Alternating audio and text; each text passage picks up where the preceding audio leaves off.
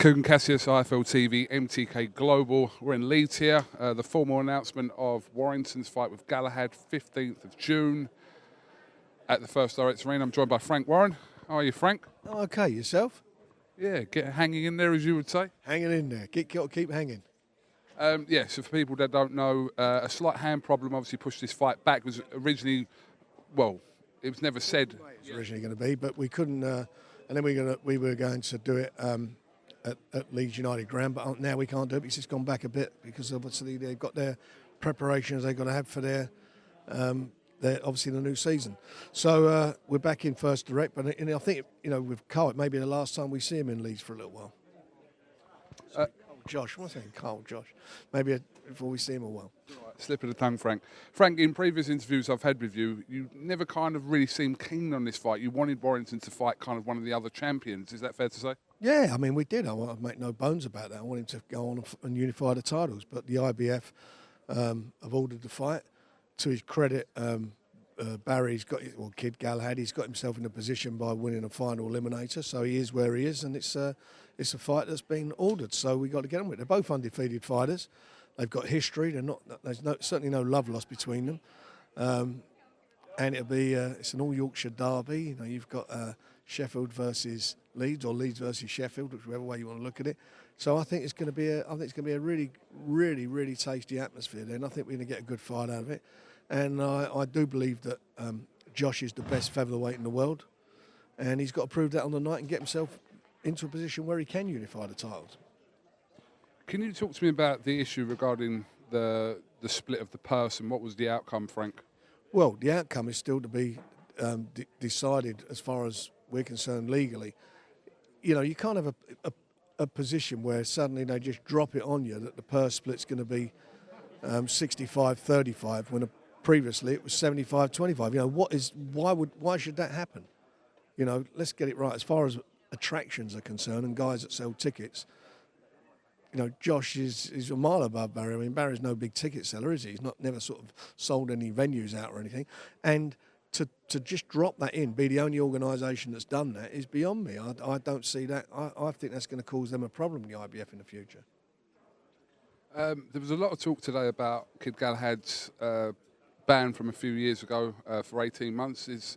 Was there a reason why there was a lot of talk of that? Is there a concern for you, that failed test from a long time ago? Well, it's a failed test and he got banned for using drugs. I mean, simple as that. He's been clean for a while now. He's regularly tested, and that's where we're at. Providing he stays clean for this one, there shouldn't be a problem. Any word on who could feature on the undercard? Will Nicola Adams be on it, Frank? Don't know yet. We're working on the undercard because we've had to shift a few things around. She got injured herself. She's supposed to fought at the Albert Hall a couple of weeks ago. And I think the Mexican girl, she was going to fight the champions, now arranged another fight. So I'm not sure. We're working on that. There's, we love a rumour here at IFL, Frank. Love to put the rumours to you. But there's a rumour that this could possibly double up with a Tyson Fury night in the States. Could you make any comment on that, Frank? I couldn't at the moment. Nothing at the moment has been finalised, so we'll see what happens in the next week, or a few days to a week. We'll know what's happening there. Is Tyson likely to fight in June, though, Frank? He's got to fight in June. He's contracted to fight in June. When he fights in June, or I don't think it'll be before, but he fights in June, that's when it'll be. I saw Oscar Rivas touted as a potential opponent, but then ruled out. Could you make any comment on that, Frank? I can't on anything at the moment because obviously everything's got to be a joint statement. So I can't say anything between Top Rank, ESPN, BT, and MTK. So we all got this. It's a joint statement when it's ready to be made. But whatever happens with this particular night, this night will be on BT, not pay-per-view. This is on BT, and for BT subscribers, that's what it's on for. Okay. Frank, obviously the WBO recently have ordered your man, Anthony Yarde, to fight Sergei Kovalev. Can you tell us what the kind of progression of this, and is it going to happen, Frank? Well, we're having a meeting actually tomorrow about that. So we're going to sit down and go through it and work out what we want from it. And we're, in the meantime, some contacts been made. Kathy Duver, who represents him, has been in touch. They've got a deal, I think, with Top Rank, so we've got to have a chat and discuss it. But I think we want the fight. Do all parties, as in Anthony, Tundi, and yourself, is that kind of the common feeling that you all want that fight to happen next? I will tell you that tomorrow. I mean, they're very confident. They're very confident, but we'll make an announcement in due course. We've certainly got to make an announcement within the next. What we got? Another 3 weeks to go. So within the 3 weeks, we're either going to do a deal, or we're not going to do a deal. We're going to go to purse bids, or who knows what will happen. But I really do believe that Anthony's got the beating of Kovalev. Is it any concern of you that jump, Frank, from the guys that Anthony's been fighting to someone like Sergei Kovalev? Let me just say something to you. That's what, again, pisses me off. I have these conversations. Why is he not fighting this guy? Why is he fighting this guy? Then we're in the position. Why is he fighting that guy? Come on. It's hard work. It's talk about can't please anybody. So I'm going to please myself, and we'll do what we want to do. Okay. Frank, I'm only asking what people are kind of saying. Didn't they ask? They ask questions. I don't know who these people are, but whoever they ask, they ask. All I know is he looked really good last time out. Done a good job. Been out the ring. He's very confident, and he's a very confident fighter, and he's picking up experience on the way. And each time he fights, he gets better and better. There's no doubt about that. If that fight is to take place, what's the chances of getting that fight over here, Frank? Well, that's what we want. We want the fight in the UK. I'm sick to death of some of these decisions in America and some of these judges in America. Some of the judging's been awful, and it's a worry, and it's a concern as far as any fighters that I'm involved with. Okay, so we shall wait news of that. You've announced a show for the 27th of April. Daniel Dubois, straight off the win over a couple of weeks ago at the Royal Albert Hall. So we'll be announcing. It's Richard Larty, yeah. So back out again. He's back out again, keeping him busy, and we'll be doing that tomorrow. And we'll be announcing Billy Joe Saunders this week as well. You put a press release out about Billy Joe Saunders saying that he will still be fighting Isufi. Is that correct, Frank? Correct, yeah. At the moment, it's for the interim title, but we will be doing a press conference this week on that. What are the likely chances that will be for the full version of the WBO title, Frank? No, it's all, it's at the moment, Ramirez changed his mind after informing the WBO that he was going to move up a weight. He's changed his mind. I don't know. If he stays where he's at, then the winner of the fight, Bill comes through, he'll have to fight him. So we'll see what happens. So he's fighting on the 12th of April at light heavyweight. I mean, why is he fighting at light heavyweight if he's a super middleweight? Why is he going up? I mean, I don't understand that. Well, he should be defending. He should have been, defending his title, but he's not doing that.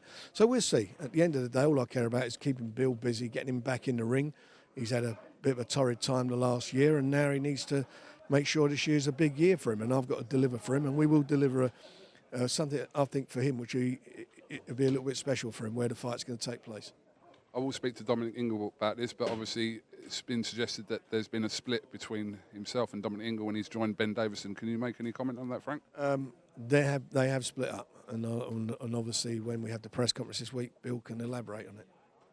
So he's gone with Ben Davison full time, to your knowledge? He can let him know. He'll let him know. But Ben and him, they've got history together. They're good friends, and I'm sure whatever Bill decides he's going to do and what he announces is going to be for what he feels is for his benefit. Can you tell us the reason for that split, Frank? You told me you're going to speak to Dominic. Ask him. Oh, no, but I'm asking you before I speak to Dominic. I don't know what the reason is. I mean, obviously there is a reason, but you get to ask the two people. That's between them, whatever it is. Billy Joe Saunders' fight will take place in May, we're assuming? He will fight in May, yeah.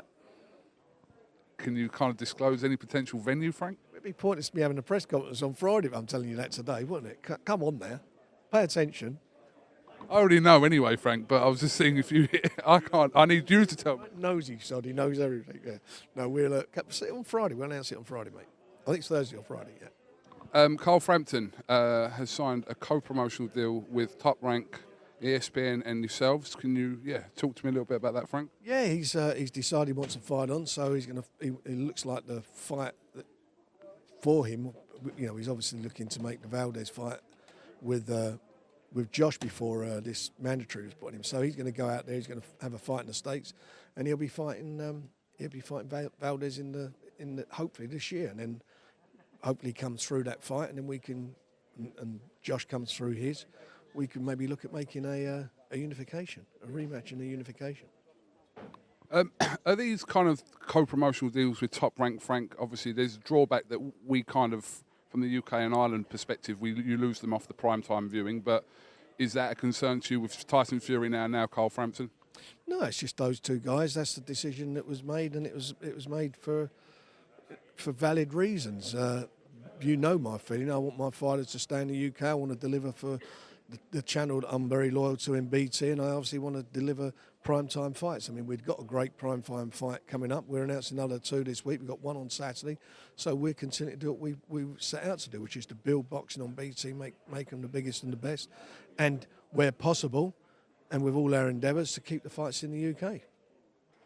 We saw that BT Sport announced a deal with Ultimate Boxer Frank as well. Did you have any input in that? No, it's nothing to do with what you. It's a totally different format than what we do.